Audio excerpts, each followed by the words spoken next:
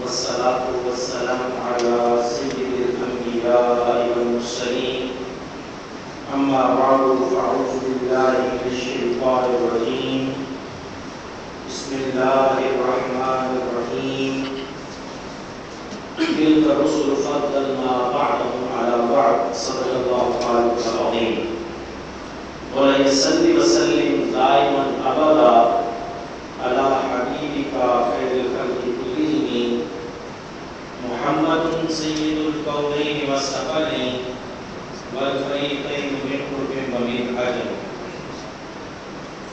اللهم صل على محمد وعلى آل محمد كما صليت على إبراهيم وعلى آل إبراهيم إنك حميد مجيد اللهم بارك على محمد وعلى آل محمد كما باركت على إبراهيم وعلى آل إبراهيم إنك حميد مجيد. قابل احترام برادران اسلام، السلام علیکم ورحمۃ اللہ وبرکاتہ.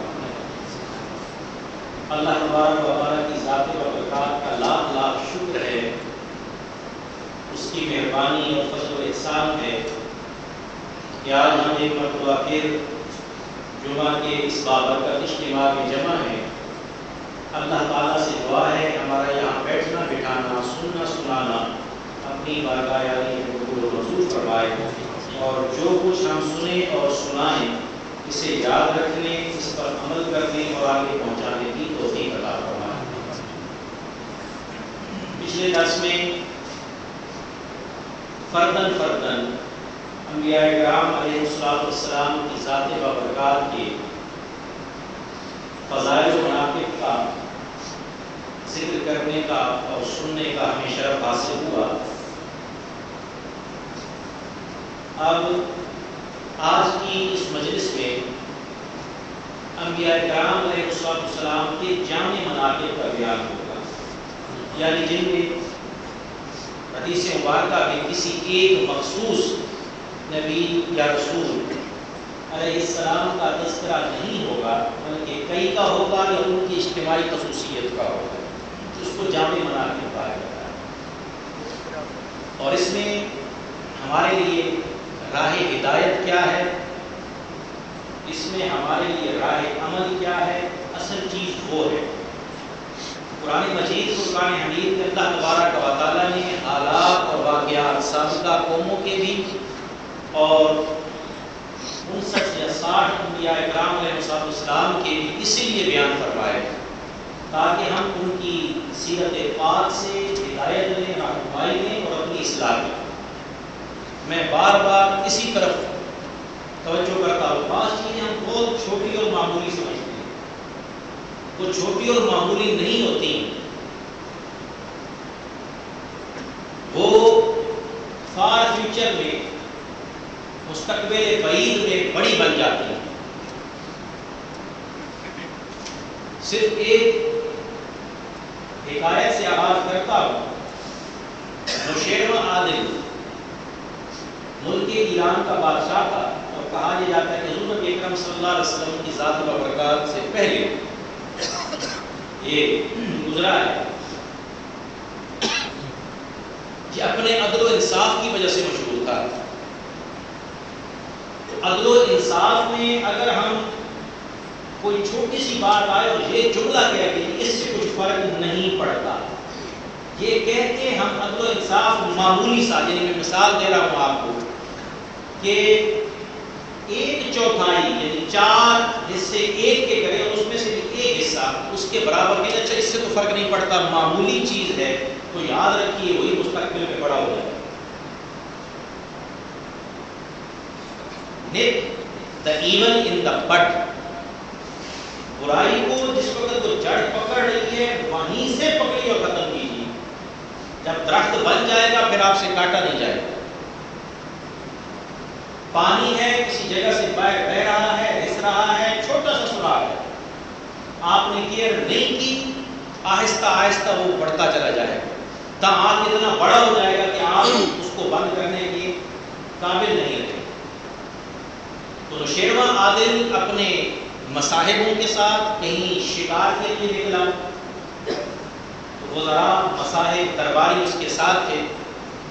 جب شکار کیا تو شکار کرنے کے بعد ہرن کے گوشت کو بھوننے کا مرحلہ آیا تو نمک نہیں، پوچھا گیا کسی کے پاس نمک ہے تو بتایا گیا کہ نمک تو نہیں. تو اپنے ایک مصاحب کو اس نے کہا کہ ساتھ والے گاؤں میں چلے جاؤ اور وہاں سے کچھ نمک خرید کے لے کے آئے تاکہ اس ہرن کے اوپر ہم لگائیں اور اس کو کھائیں. اور پیسے نمک کے ضرور ادا کرنے آنا، مفت میں نہیں لانا. تو آگے سے وہ مصاحب وہ درباری یہی جملہ کہتا ہے بادشاہ سلامت، اللہ آپ کا اقبال بلند کرے، نمک ایسی چیز ہے لوگ مفت میں دے دیتا ہے تو تھوڑا سا نمک لینے میں کوئی حرج نہیں ہے، اس کے پیسے دینے کی ضرورت نہیں. تو بڑا سنہری جملہ اس نے آگے سے کہا، اس نے کہا کہ اگر آج میں بحیثیت بادشاہ تمہیں یہ اجازت دیتا ہوں کہ اس محلے سے اتنا سا جو نمک لانا ہے وہ فری میں اور مفت میں لے کے آ جاؤ، تو کل تم لوگ یہاں سے گزرے تو ان لوگوں کے بکرے سیخوں پہ چڑھا کے مفت میں کھا جاؤ، میں یہ کام نہیں کروں. تو برادران اسلام اس چیز کو اپنائیں. اب اس سے فرق نہیں پڑتا ہے. آپ صلی اللہ علیہ وسلم کی ذات بابرکات نے فرمایا لا تحتقرن من المعروف شیئا، کسی نیکی کو چھوٹا مت سمجھو، حقیر مت سمجھو. راستے میں ایک پتھر پڑا ہوا چھوٹا سا پتھر ہی ہے تو اس کو ہٹانے یا نہ ہٹانے سے فرق نہیں پڑتا ہے، بہت زیادہ فرق پڑتا ہے. کوئی ننگے پیر جا رہا ہے اس کو تکلیف دے سکتا ہے، سائیکل والا کوئی آدمی جا رہا ہے اس کے ٹائر کو نقصان پہنچا سکتا ہے، بڑی گاڑی والا جا رہا ہے اس کے ٹائر کے نیچے آ کے یک دم جیسے اس پہ زور پڑے گا پریشر کو گولی کسی طریقے سے جا کے کسی دوسرے کو نقصان دے سکتا ہے. تو ہم یہ کہیں کہ نہیں ہمارا کام نہیں ہے برادران اسلام، تو پھر آپ نے ایک مومن ہونے کا حق ادا نہیں کیا. رسول اللہ صلی اللہ علیہ وسلم کی امت ہونے کا حق ادا نہیں کیا. آج کا جو موضوع بطور خاص انبیاء کرام کی سیرت سے ان دوستوں کے لیے کہ جن کو بیماری کی پریشانی ہے، کام کاروبار کی پریشانی ہے، اولاد کے معاملات کی پریشانی ہے، آئلی معاملات کی پریشانی ہے، کسی قسم کی بھی کوئی تکلیف پریشانی ہے، الحمدللہ نماز کے بھی پابند ہیں، روزے کے بھی پابند ہیں، ذکر اذکار بھی کرتے ہیں، تلاوت قرآن مجید بھی کرتے ہیں، لوگوں کے ساتھ اپنی طاقت اور استطاعت کے مطابق اچھائی کا معاملہ کرتے ہیں، فائدہ پہنچانے کی کوشش کرتے ہیں. ایسے لوگوں کو ذہن میں یہ تصور آ جاتا ہے، خیال آ جاتا ہے کہ میں چل تو بالکل صحیح رہا، پریشانیوں نے میرا ہی گھر کیوں دیکھ لیا. آئیے حدیث مبارکہ سنیے اور پھر برادران اسلام اللہ تبارک و تعالیٰ کی ذات بابرکات کا جو ابدی اور ازلی قانون ہے اس کو پہچانیے اور اپنے خیر کے لیے راحت کا سامان کیجیے. پہلی روایت یہ روایت ہے حضرت سعد رضی اللہ تعالی عنہ سے، جامع ترمذی جو سیاستہ کی حدیث مبارکہ کی کتاب ہے اس میں اس کو روایت کیا گیا ہے. اس کے علاوہ بے شمار دیگر کتابیں ہیں، سیاستہ کی مشہور کتابیں جو ہیں 3 ابن ماجہ، ترمذی اور نسائی، اس میں بیان کیا گیا. حضرت صاحب فرماتے ہیں قلت یا رسول اللہ صلی اللہ علیہ وسلم ای الناس اشد بلاء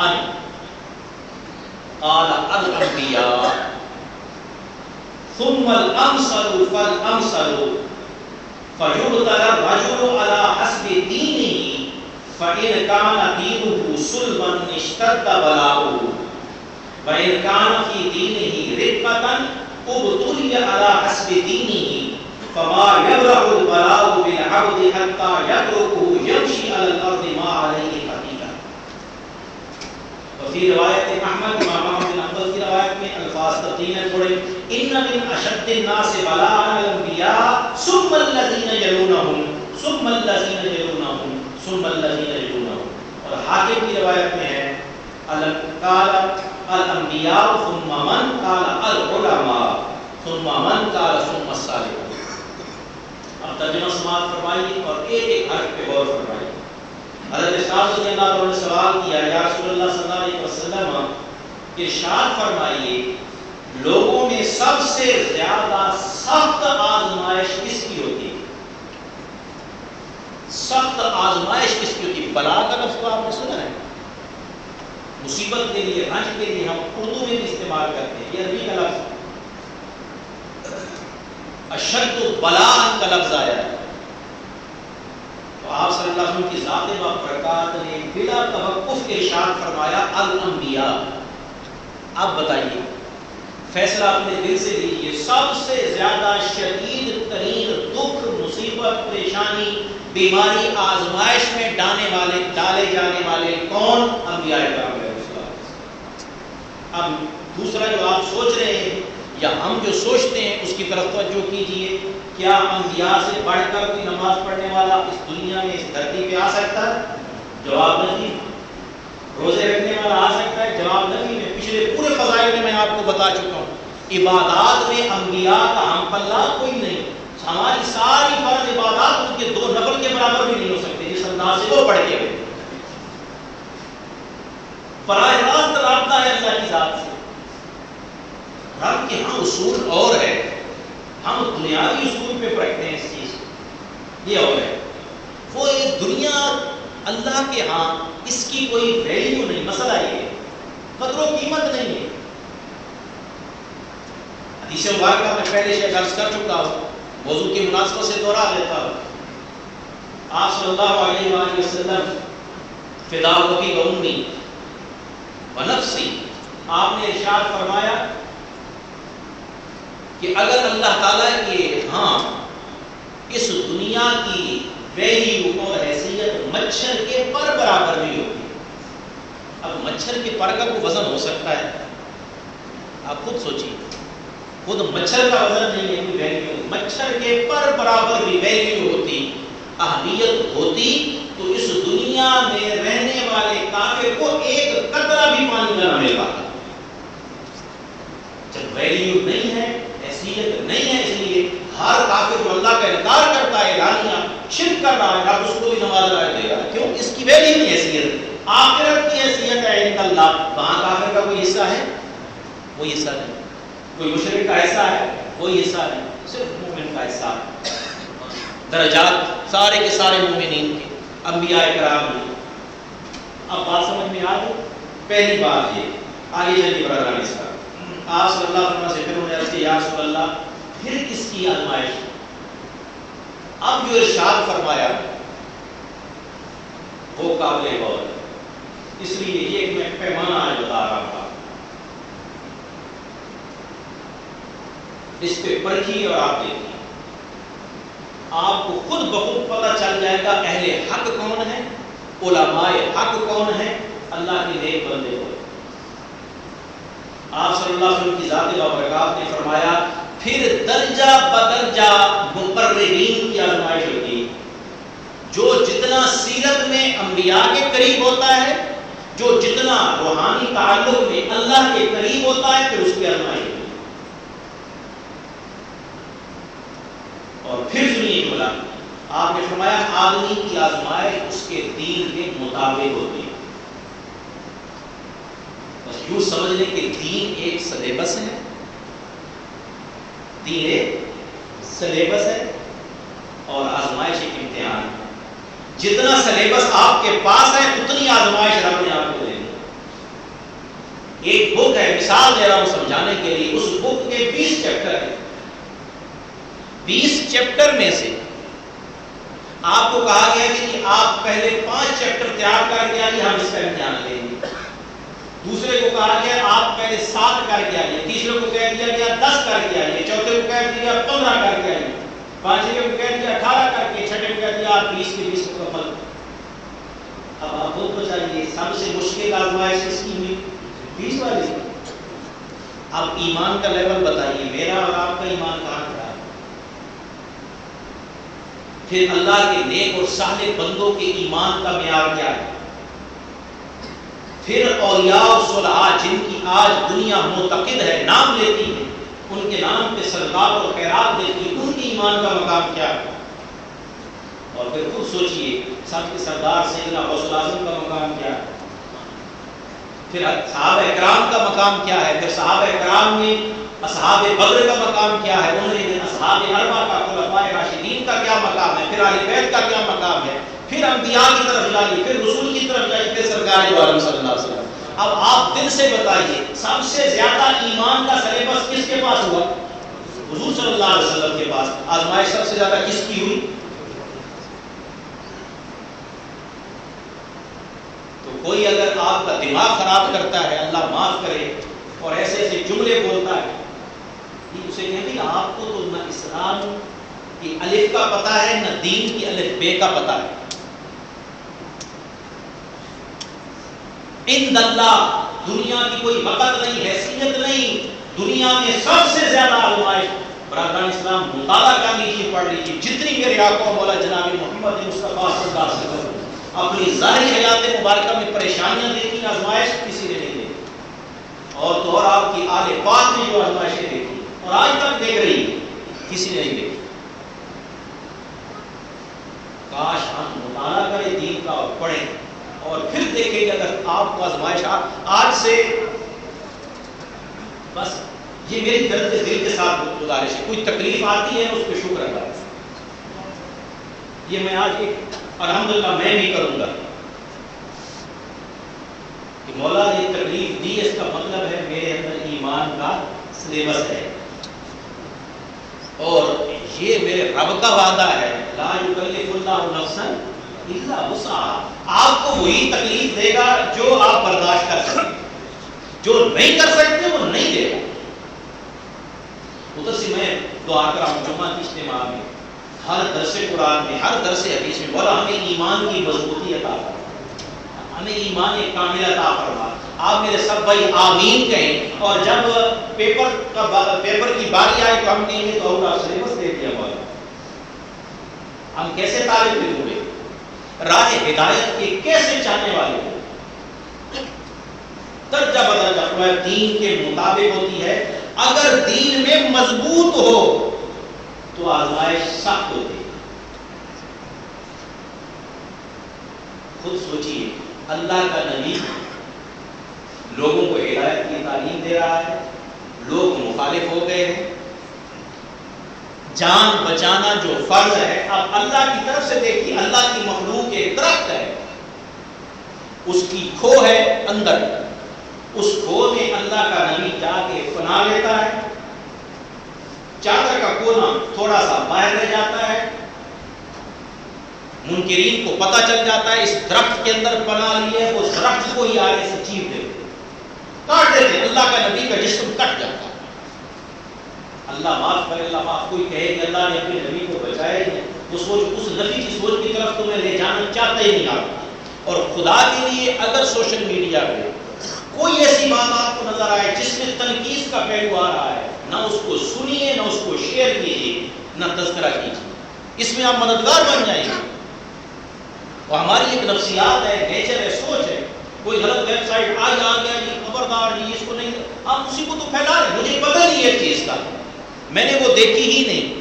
کم سے کم شرفی مسجد میں میرے تمام دوست، میرے محبوب مقتدی حضرات جو آپ یہاں دور و نزدیک سے چل کے آتے ہیں، آپ سے یہ گزارش ہے اگر آپ استعمال کرتے ہیں تو جیسے ہی آئے آپس میں بتائیے۔ ہمیں شاہ صاحب نے جمعہ پہ کہا ہے ہم یہ نہ کھولنے والے نہ آگے بھیجنے والے، تو آپ جب بولیں گے ایک سے دوسرا، دوسرے سے تیسرا، اس تک بات پہنچ جائے گی، وہ پھر ویب سائٹ میں جائے گا، پھر کھول دے گا، برائی تو آپ نے پھیلا دی، وہ دوسرے کو بتائے گا، اگلا چیک کرنے کے لیے کھولنا شروع کر دیتا ہے۔ تو اتنی اس کی مشہوری اس خود سے نہیں ہوتی جتنی ہم کر دیتے ہیں۔ ہاں اگر آپ نے وہ بات پہنچانی ہے تو ارباب اختیار تک پہنچائے، آپ سمجھ سکتے ہیں اس میں فلاں آدمی، ان کی یہ ذمہ داری ہے کہ اس کو کنٹرول کر سکتے ہیں، کوئی اس کا سافٹ ویئر پاس ہے، بلاک کر سکتے ہیں، آپ اس کو بھیج دیجیے، یہ آپ کی ذمہ داری پوری۔ تو جہاں کہیں ایسی بات آئے، اللہ تعالیٰ معاف کرے، کوئی ایسا جملہ آ جائے کہ اللہ کے نبی کے پاس معاذ اللہ اختیار ہوتا تو پھر اپنے نواسے کو نہ بچا لیتے، 72 ساتھیوں کو نہ بچا لیتے، اپنے صحابہ کو نہ معاذ اللہ استغفر اللہ، یہ آپ کیا بات کر رہے ہیں؟ نبی اللہ کے بیٹے ہوئے ہیں، اللہ نے انہیں اختیار دیا ہے، ایک دنیا کا نظام ہے، سسٹم ہے، رب نے چلایا ہے، ان چیزوں کی طرف دھیان مت دیجیے، مت کریں، یہ ایمان کمزور کرے۔ تو پہلی بات آپ صلی اللہ علیہ وسلم کی ذات و برکات ہے۔ آگے سنیے، اگر دین میں کمزور ہو، ادھر ہے اسٹرانگ ہو، پکا مضبوط، ادھر ہے کمزور ہو، ویک ہو دین میں، تو فرمایا اس کے دین کے مطابق آزمائش کی جاتی ہے۔ دو باتیں سمجھ میں آ گئی۔ اب یہ آپ نے اپنا خود تجزیہ کرنا ہے، انالیسس کرتے چلے جائیے۔ کسی کی زندگی آپ میں سے بیٹھے ہوئے بھائی ہیں 25 سال ہے، کسی کی 30 ہے، کسی کی 35 40 50 60، اپنی زندگی میں دیکھیے اس کے حساب سے۔ اور آگے پھر سنیے، فرمایا بندے کے ساتھ یہ آزمائشیں ہمیشہ رہتی ہیں۔ یہ جملہ دل کی تختی پہ لکھ لیجیے،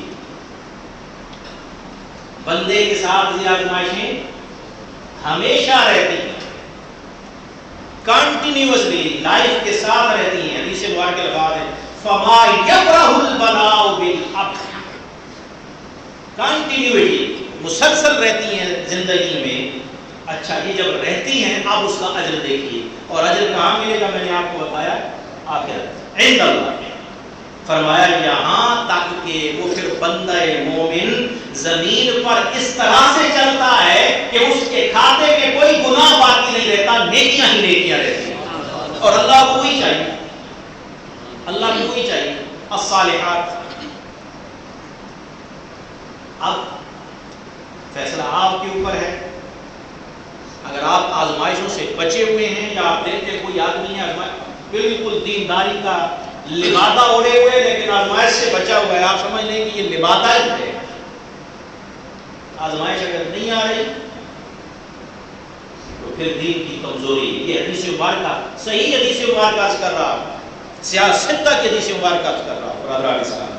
آگے چلیے، اگلے جو الفاظ آپ صلی اللہ علیہ وسلم نے فرمایا سب سے زیادہ آزمائے جانے والے انبیاء کرام، پھر ان سے جو قریب ہوتے ہیں، پھر جو ان سے قریب ہوتے ہیں، پھر جو ان سے قریب ہوتے ہیں۔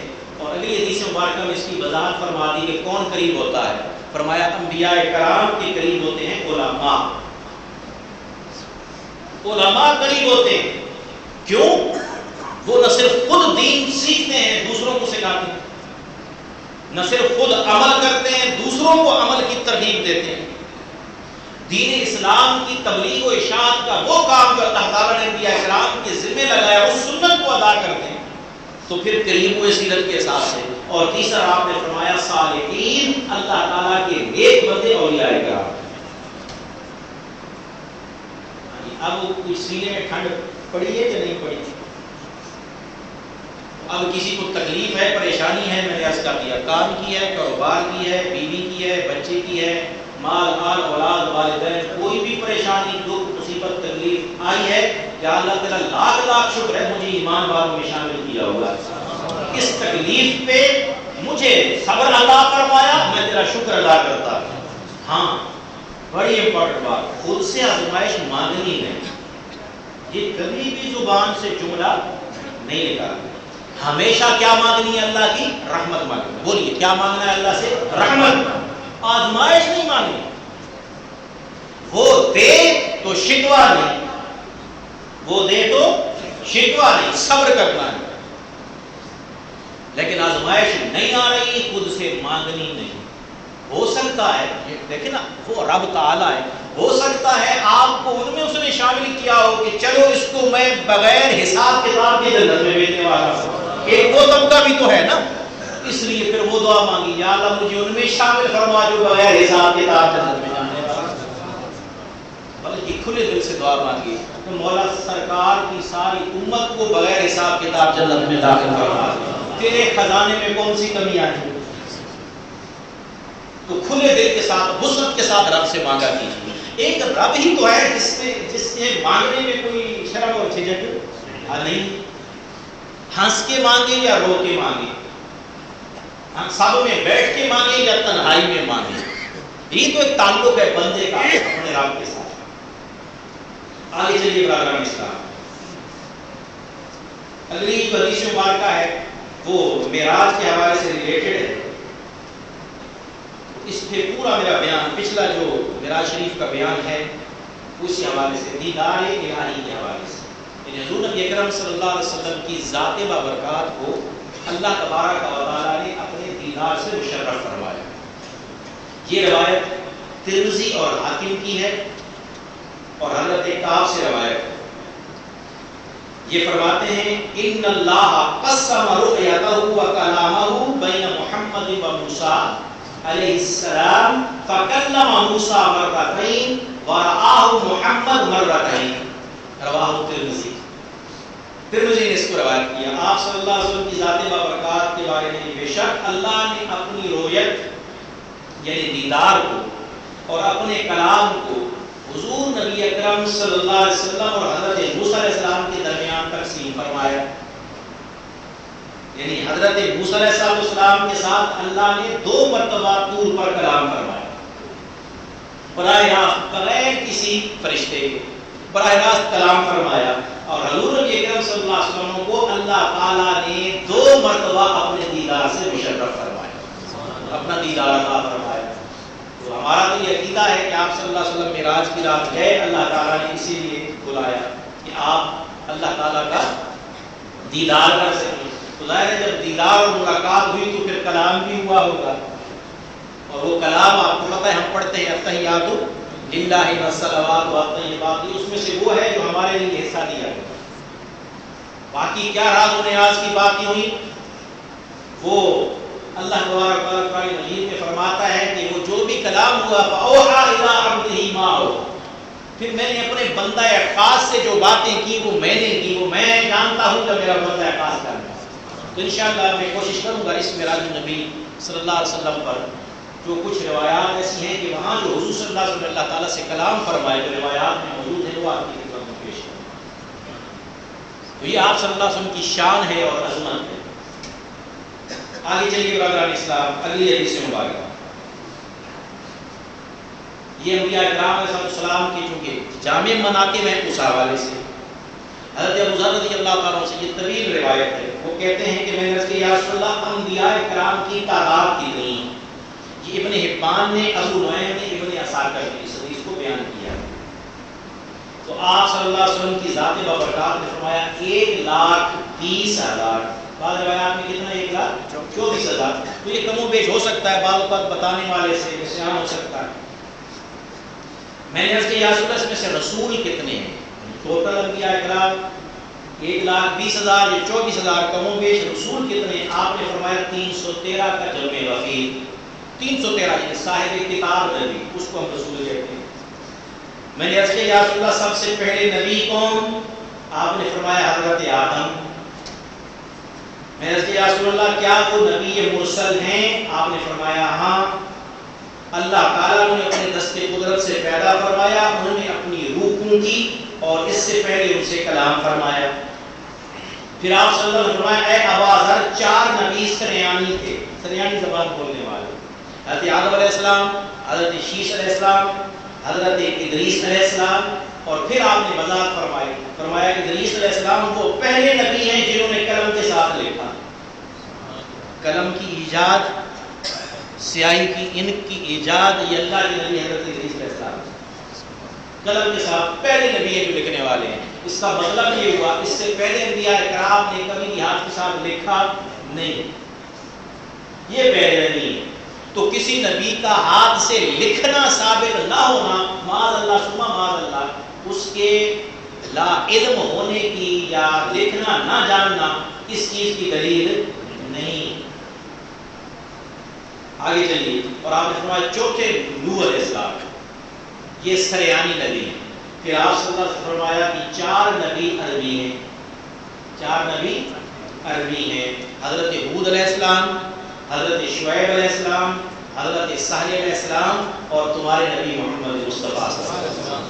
عرب میں 4 نبی. یہاں ایک اور میں اصلاح کر دوں، بعض لوگ اللہ تعالیٰ بس ہم پہ رحمت فرمائے، ہم پہ رحمت فرمائے، یہ کوئی بات معمولی سی چھوٹی سی ہوتی ہے اور ہم اس پہ پوری قوم کو رگڑا دیتے ہیں بنا سوچتے سمجھے. اور آج کل سوشل میڈیا آ گیا ہے ہمارے ہاتھ بھی کھل گئے، اللہ معاف کرے، زبانیں بھی کھل گئی ہیں، اخلاقیات بند ہو گئی،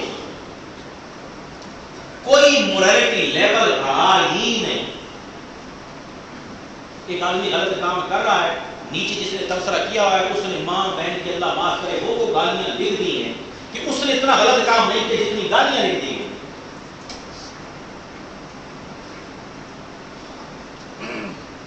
یہ جملہ آپ میں سے اگر کوئی کہتا ہے آئندہ مت کہے، میں جملہ آپ کو صرف سمجھانے کے لیے بول رہا ہوں، اور آپ نے یہ سنا ہوگا، مجھے یقین ہے آپ بھی یہاں عمان میں رہتے ہیں، میں بھی رہتا ہوں۔ ہمارے عرب بھائیوں کے بارے میں یہ جملہ میں نے ایک نہیں دو نہیں کئی لوگوں سے سنا ہے، اور پھر وہاں اصلاح کی کہ جی یہ تو وہ قوم ہے جن کو سب سے زیادہ انبیاء ملے، تو ان کو نبی سیدھا نہیں کر سکے، تو یہ کیسے سیکھے گے؟ یہ جملہ سنا آپ نے یا نہیں؟ سچ بتائیے، سنا ہے یا نہیں سنا؟ میں نے کہا جہاں ٹوٹل اس کے لیے میں نبی چاہ رہے ہیں، آپ بات کیسی کر رہے ہیں؟ اور اللہ معاف کرے اس جملے کا پتہ ہے تو آپ اس جملے کو کہاں تک پہنچا رہے ہیں؟ میں نے کہا اللہ کی ذات کی بے ادبی اور گستاخی پہ آپ چلے جاتے ہیں،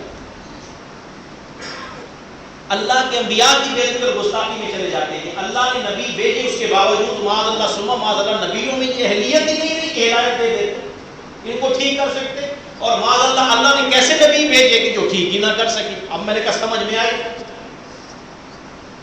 تو بلا سوچے سمجھے کہیں سے سنا اور وہ جملہ آگے، جس کو آج کل کیا کہتے ہیں؟ کاپی پیسٹ کہتے ہیں، ادھر سے آیا ادھر سے کاپی پیسٹ کر دیا۔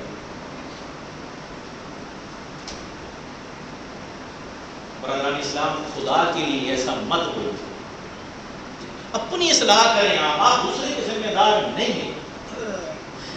کلکم راعٍ وکلکم مسئول عن رعیتہ، آپ میں سے ہر آدمی اپنا ذمہ دار ہے،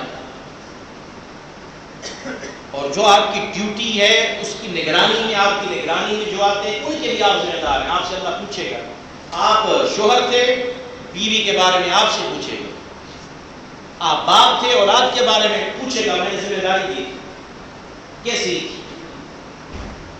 تو آپ صلی اللہ علیہ وسلم کی ذات برکات میں 4 نبی ابھی ہیں، تو ٹوٹل عربی میں کتنے نبی آئے؟ 4، یہ آپ یاد رکھیے گا۔ باقی سارے کے سارے بنی اسرائیل کے مولوی حدیث میں آ رہا ہے۔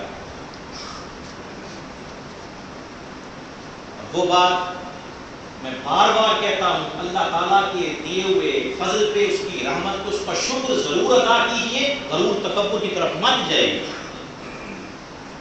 جو ادھر جائے گا وہ پھر اللہ تعالیٰ کے مقربین کی فہرست سے نکال دیا جائے۔ اگلی حدیث مبارکہ آپ سنیے، یہ حدیث مبارکہ حاکم کی ہے، بہقی کی ہے، طبرانی کی، اور صحیح رجال کے ساتھ ہے، صحیح اور اسناد حدیث ہے۔ حضرت عبداللہ بن عباس فرماتے ہیں کہ آپ صلی اللہ علیہ وسلم نے فرمایا سارے کے سارے انبیاء کرام بنی اسرائیل میں سے،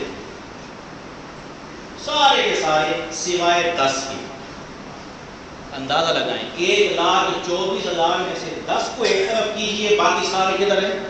ایک ہی خاندان میں، ایک ہی گھر میں، 1,24,000 میں سے صرف 10 نکال دیں تو کتنے بچ گئے؟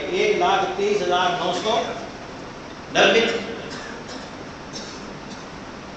اندازہ لگائیں۔ علامہ شاعری صاحب مجھے نظر آئے، آگے تشریف لے عالم کا مقام، امام کا مقام، استاد کا مقام آگے۔ اب وہ 10 کون سے ہیں؟ آپ علیہ السلام کی ذات بابرکات نے فرمایا، نمبر 1 فرمایا حضرت نوح علیہ السلام، یہ بنی اسرائیل میں سے نہیں، حضرت صالح علیہ السلام نہیں، حضرت ہود علیہ السلام نہیں، حضرت لوط علیہ السلام نہیں، حضرت شعیب علیہ السلام نہیں، حضرت ابراہیم علیہ السلام نہیں، حضرت اسماعیل علیہ السلام نہیں، حضرت اسحاق علیہ السلام نہیں، حضرت یعقوب علیہ السلام نہیں، اور حضرت محمد مصطفیٰ صلی اللہ علیہ وسلم نہیں۔ یہ 10 آپ نے ارشاد فرمایا، اور آپ نے فرمایا اگلی بات، انبیاء کرام میں سے سوائے حضرت اسرائیل اور حضرت عیسیٰ کے کسی کے 2 نام نہیں۔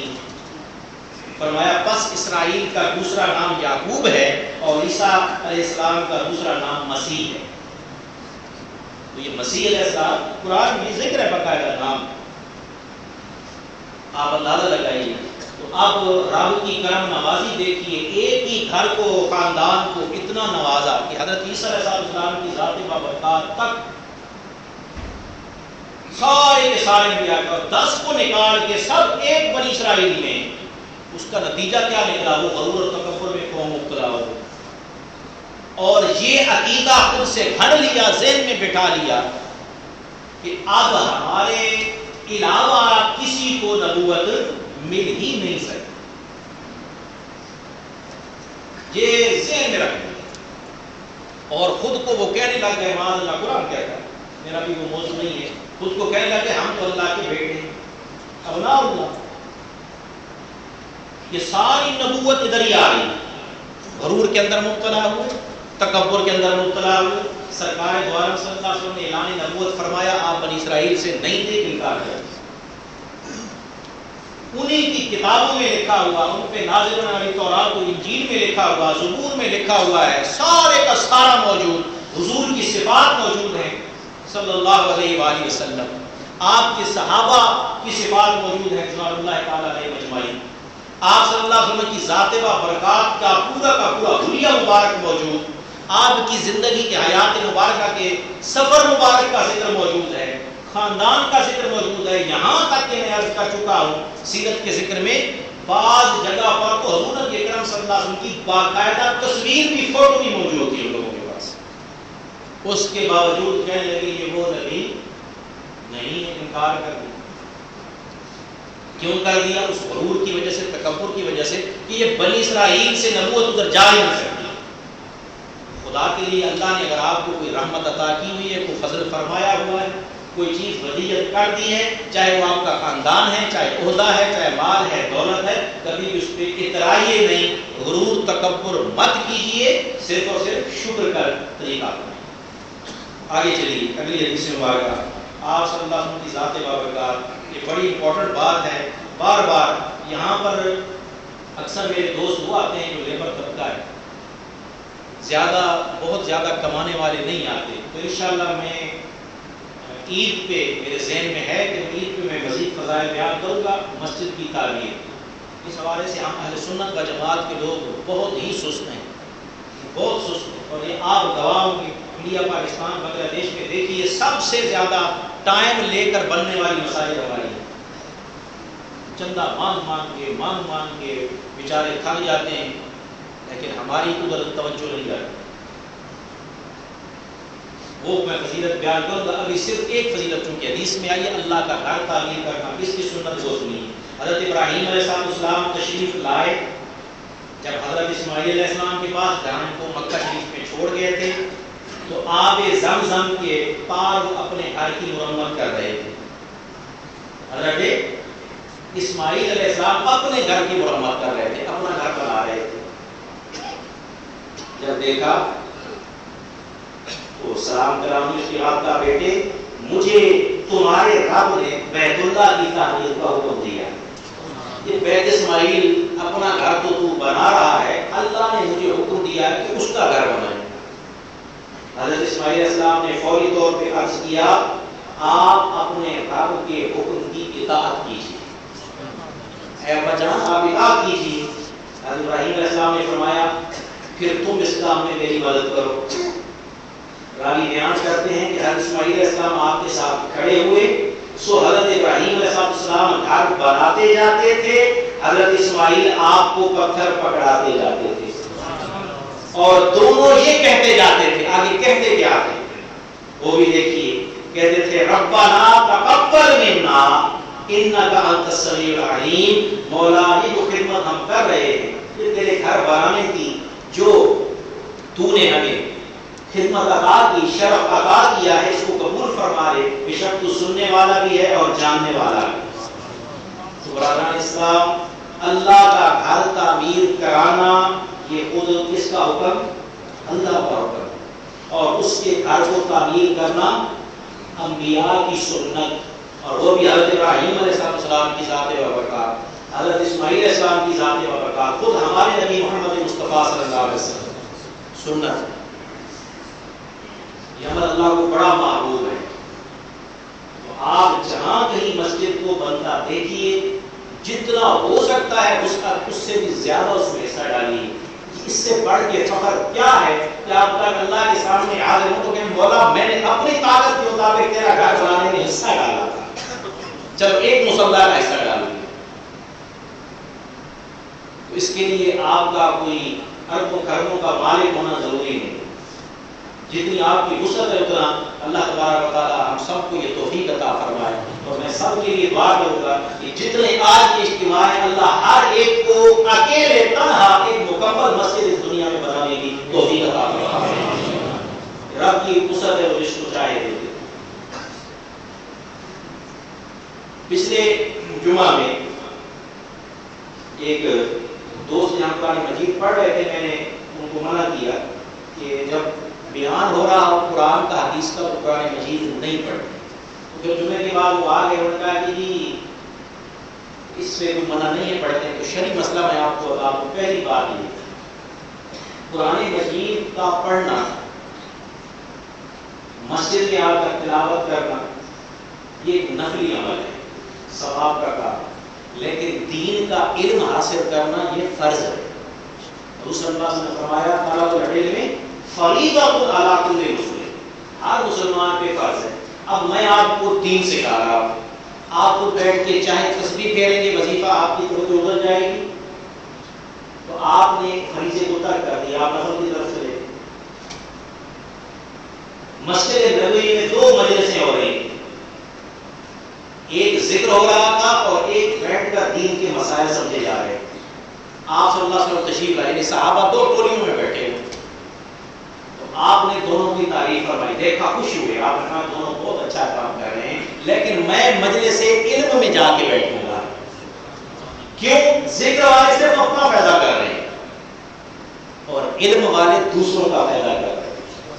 اس لیے ہمارا یہ مزاج ہے منہاج القرآن کا, روح شیخ الاسلام کا, ہماری جتنی بھی محافل پروگرام ہوتے ہیں ہم درس کو زیادہ وقت دیتے ہیں, نعت خوانی کو ذکر کو کم دیتے ہیں تاکہ ذکر والے اور پیدا ہوں. علم سے ذکر والے اور پیدا ہو جائیں گے, ذکر سے علم والے پیدا نہیں ہوتے. اس سے معاذ اللہ مطلب نہیں کہ ذکر کی کوئی اہمیت ہی نہیں, اس کی اپنی جگہ اہمیت ہے, اس کی اپنی جگہ اہمیت. مطلب کہ جب علمی مجلس ہو تو پھر آپ کو وہ سننا ضروری ہے. ایک بات. دوسرا, یہ جو خطبہ ہے ہم دیتے ہیں یہ صرف اس لیے دیتے ہیں تاکہ آپ کو دین کی سمجھ میں. آپ یہاں میں عربی میں شروع کر دوں کہ کسی مسجد میں آپ جائیے, آپ کی زبان اور ہے, وہاں پہ ملوائی زبان والا دوست ہے, اس میں شروع کر دیں تو آپ کو سمجھ میں نہیں جائے گی. پشتو والے تو آپ کو سمجھ میں نہیں جائے گی. لیکن چونکہ بات علم کی, قرآن اور سنت کی ہوگی, سننا آپ کے اوپر واجب ہو جائے گا, ادا ہو جائے گا. تو جو حدیث مبارکہ ہے کہ امام جب آ جائے ممبر پہ کھڑا ہو جائے, اس کے بعد آپ پتھر بھی نہیں آئے گا کہ مسجد میں پڑھا. آپ اپنے کپڑوں کو پکڑ کر سیدھا مت کریں, انگلیوں کیسے ڈال کے آپس میں چٹکائیں, توجہ ہونی چاہیے. اس لیے بارگاہ اسلام آپ نے قرآن پڑھنا ہے, بسم اللہ آئیے پڑھیے, جب تک میں تقریر کے لیے نہیں آتا جتنا چاہیے پڑھیے. مقبول بات نہیں ہے 2 رکعت تحیۃ المسجد پڑھیے, وہ بھی سنت ہے. لیکن جب بیان شروع ہو جائے آپ کی خود اپنی نماز ڈسٹرب ہوگی. میں ادھر سے بول رہا ہوں, آواز جا